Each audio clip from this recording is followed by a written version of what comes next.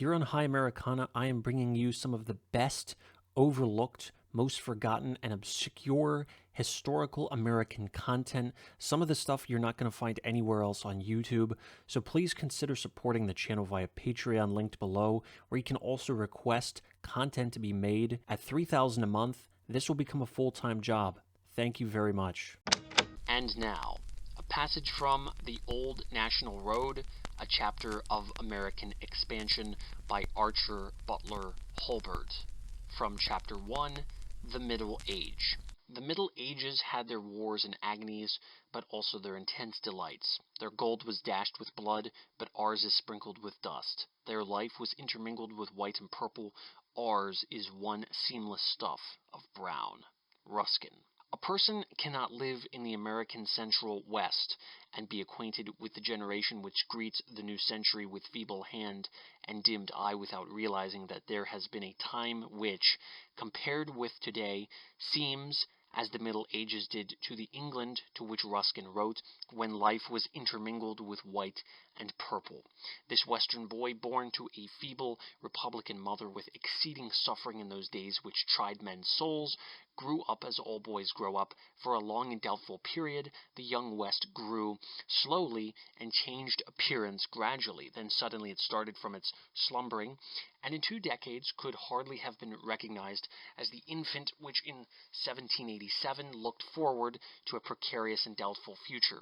The boy has grown into the man in the century, but the changes of the last half-century are not perhaps so marked as those of the first, when a wilderness was suddenly transformed into a number of imperial commonwealths. When this West was in its teens and began suddenly outstripping itself to the marvel of the world, one of the momentous factors in its progress was the building of a great national road from the Potomac River to the Mississippi River by the United States government, a highway 700 miles in length, at a cost of $7 million of treasure.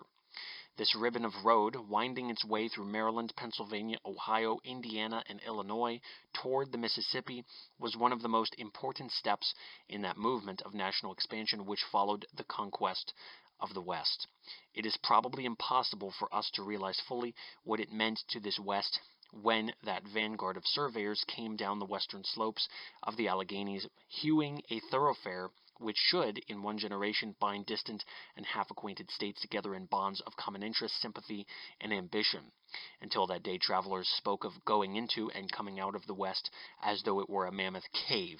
Such were the Herculean difficulties of travel that it was commonly said, despite the dangers of life in the unconquered land, if pioneers could live to get into the West, nothing could thereafter daunt them. The growth and prosperity of the West was impossible until the dawning of such convictions as those which made the national road a reality. But if it meant something to the wilderness of the West, how much more it meant to the East, opening for its possession the richest garden on the planet, the 4 million square miles in the Mississippi Basin.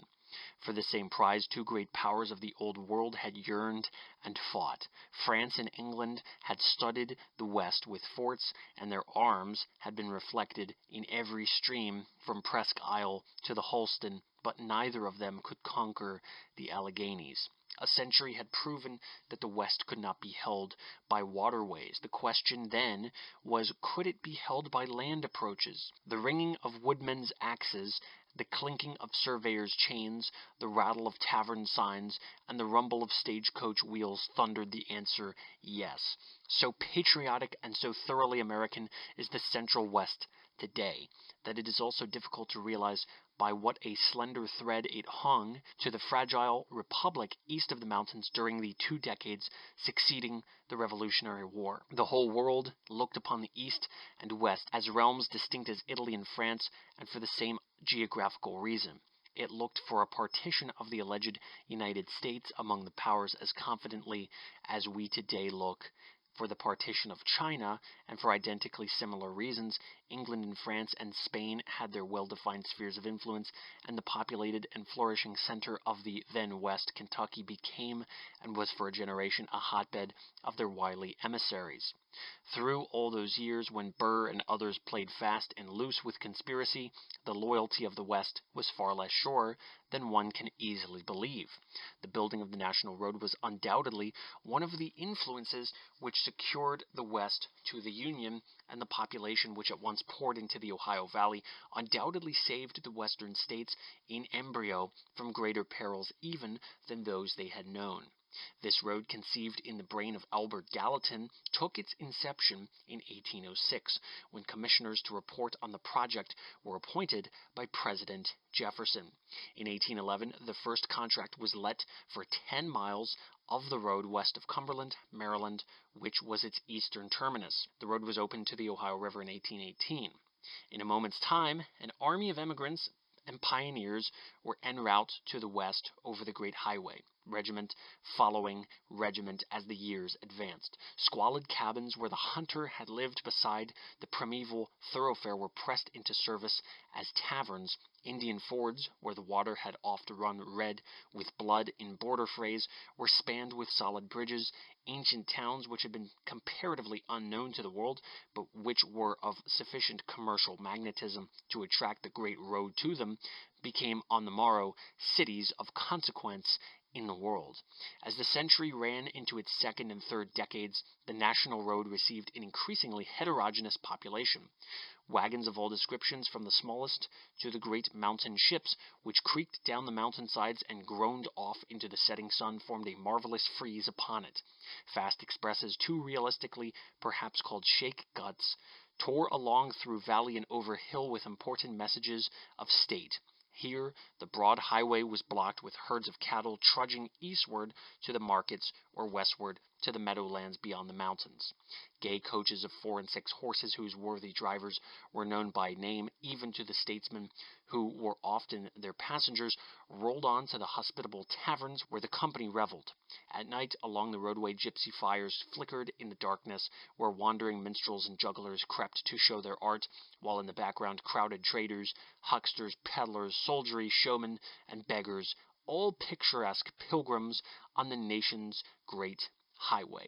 It is a fair question whether our Western civilization is more wonderful for the rapidity with which new things under the sun are discovered, or for the rapidity with which it can forget men and things today which were indispensable yesterday.